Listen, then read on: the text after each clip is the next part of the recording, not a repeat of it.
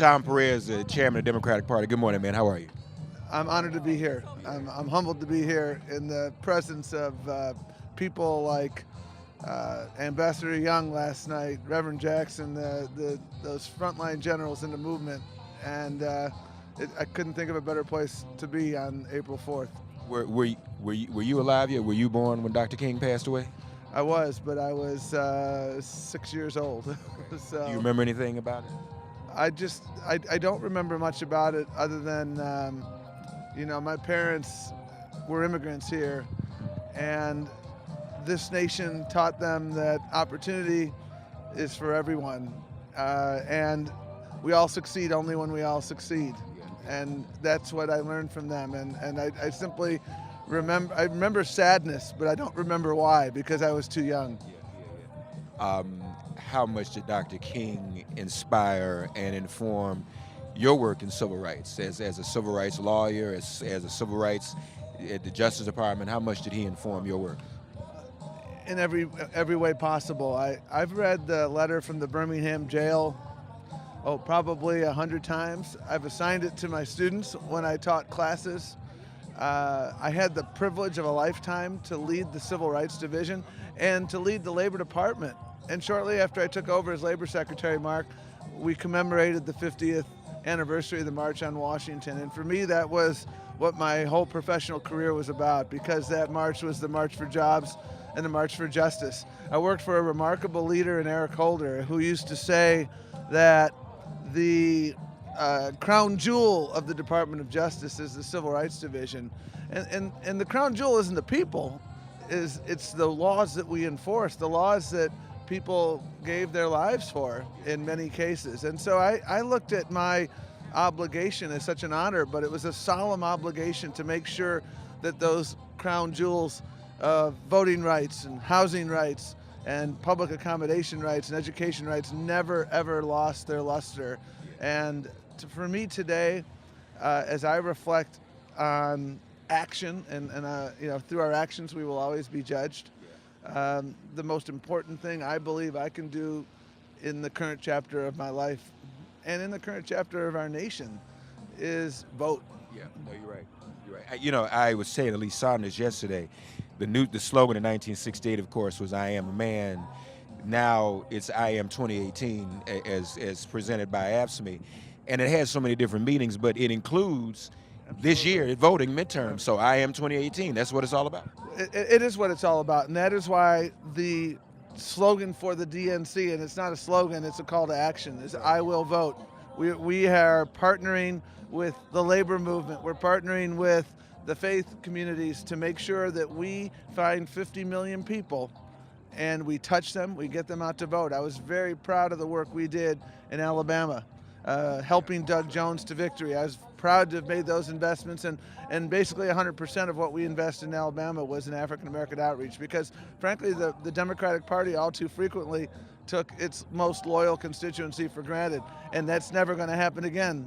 Certainly not under my watch, and I'm confident never under the watch of any of my successors. And so what we're all about in 2018 is "I will vote."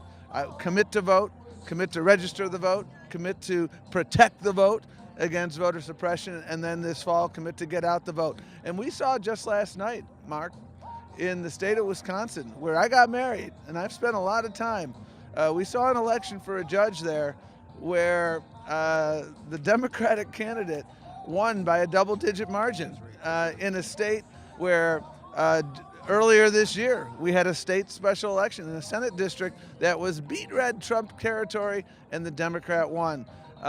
When we get out there and vote, we win. And when we lead with our values, if there's one thing, Mark, that today illustrates for me is that we need moral leadership in this country. We need people like Dr. King. We have people like Reverend Barber, who for me is a modern day incarnation of Dr. King with his Moral Monday campaigns.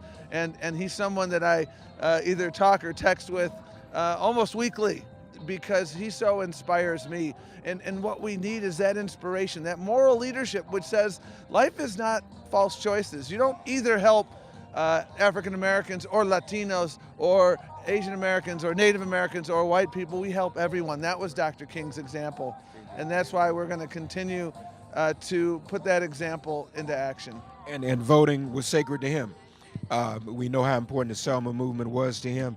Folks, very practically speaking, if you haven't had a chance yet, go to iwillvote.com, because one of the things you do is even determine, you know, whether your registration is up to date and valid, because those are the little things that get us on with suppression. Right, absolutely. And if you get on iwillvote.com, depending on what state you live in, you can even register to vote online. Yeah. You know, there are almost half the states allow you to register to vote online. So this is very easy. And if you're not in one of those states where you can register to vote online, you can still do a lot simply by getting online. I know there are millions and millions of Americans today asking the question, what can I do to make sure Dr. King's legacy endures? And I firmly believe not only for you to vote, but getting your friends out to vote. That's the most important thing, because we're in a pitched battle for the moral compass of our nation. This is one of those where were you moments. And I ran for the job that I currently have because this was about our future. It was about our children's future. It was about the identity of our nation. And that is why I'm so proud that we continue not to cower in a corner, but to fight back. And not simply fighting back by saying what we're against, but fighting back by articulating what we're for. We're for access to health care as a right for all and not a privilege for a few. We've been winning elections, Mark, because people understand that we need health care. They understand that the Democratic Party is fighting for health care. They understand that the Republicans are fighting to make health care less accessible. They understand that we're fighting for the right to vote. We're fighting for good jobs that pay a decent wage. That's what this march was about in 1963. That's what the Poor People's Campaign was about. It was about dignity and decency. And, you know, as somebody who worked his way through college with Pell Grants and by working on the back of a trash truck, Mark, when I come here, it brings tears to my eyes. Yeah. You said you worked on the back of a trash truck? Really? Where? Buffalo, New York. Really? Hey, it taught me a lot about the dignity of work. I didn't know that, Tom. And so you know about those brothers and what they had to go through in Memphis and ride on the back of that truck. And I had the privilege of meeting them. Yeah. And when I was the head of the Civil Rights Division, I came down here. When I was the head of the Labor Department, I came down here because it's so powerful. And, you know, just because I pick up trash doesn't mean you can treat me like garbage. That's what the movement was about. And that's what we must remember every day. And, you know, that's the beauty of Dr. King, that most of us don't even think about the sanitation workers. We don't think about the garbage men and women. We don't speak to them. We don't acknowledge them. Yeah. And if he had not come, nobody would have criticized him. They wouldn't have said he didn't go help the sanitation workers. So to me, it just said a lot. I've been saying to people the past few days, if nothing else, speak to those people who carry your garbage, because Dr. King cared about them. His eye was on the sparrow. You know, I'm a Matthew 25 Catholic, okay? Holy Redeemer Church on Capitol Hill in Washington, D.C.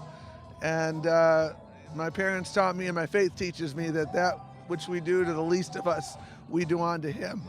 And when we welcome the stranger among us, whether it's our dreamers or whether it's our refugees, when we visit people in prison, when we make sure we do away with the prison industrial complex, when we make sure we are giving people who are hungry food, giving people who feel destitute hope, that's what it's all about. Tom Perez, Chairman of DNC. Thank you, brother. iwillvote.com. That's the hashtag. Thank you for sharing, and thank you for your passion.